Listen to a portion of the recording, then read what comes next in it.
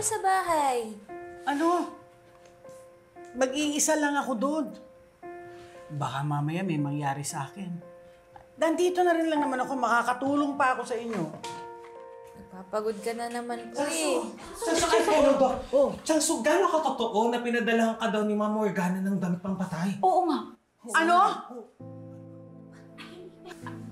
Hindi pa niya alam. Bakit hindi ninyo sinasabi sa akin?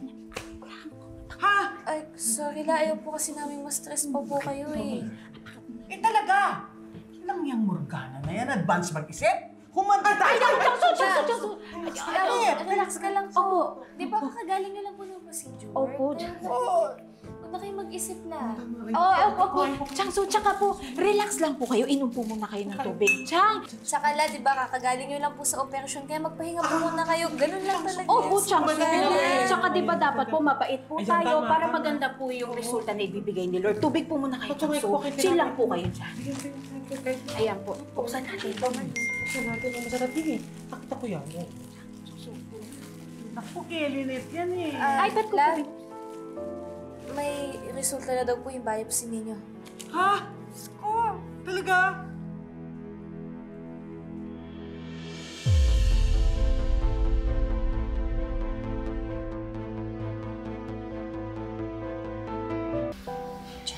Relax lang po kayo, ha? Ilang Susan, kamusta po kayo? Eto, ninenervyos. I understand. Okay lang po ba sa inyo na kasama niyo ang inyong pamilya or you want me to discuss it with you privately? Okay lang, Doc. Okay lang. I have reviewed the biopsy results. Doc, may cancer po ba ako?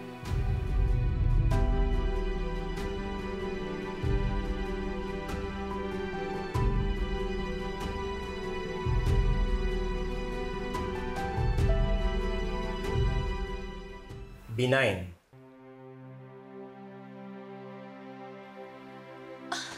Lola, ibig sabihin po nun hindi po cancerous, hindi kakalat. Cancer si Chang! Congratulations, Chang! Hindi ka mamamatay, Chang! Maraming salamat. Praise the Lord! Praise God! Praise God! Ay, Dok, yung bukol po ni Chang, tatanggalin po ba? Hindi na ho kailangan. Dok, hindi ba delikado yun? Pwede ba yun? Benign masses are not harmful and don't spread like cancer does. And of course, we will monitor it. Meron ho ba akong dapat inumin na gamot? For now, there's no need for medication. Just continue your checkups, healthy lifestyle, at kung may napansin po kayong pagbabago sa inyong bukol or mayroon po kayong tanong, huwag po kayong mag-atubiling bumalik dito. Salamat po, Dok.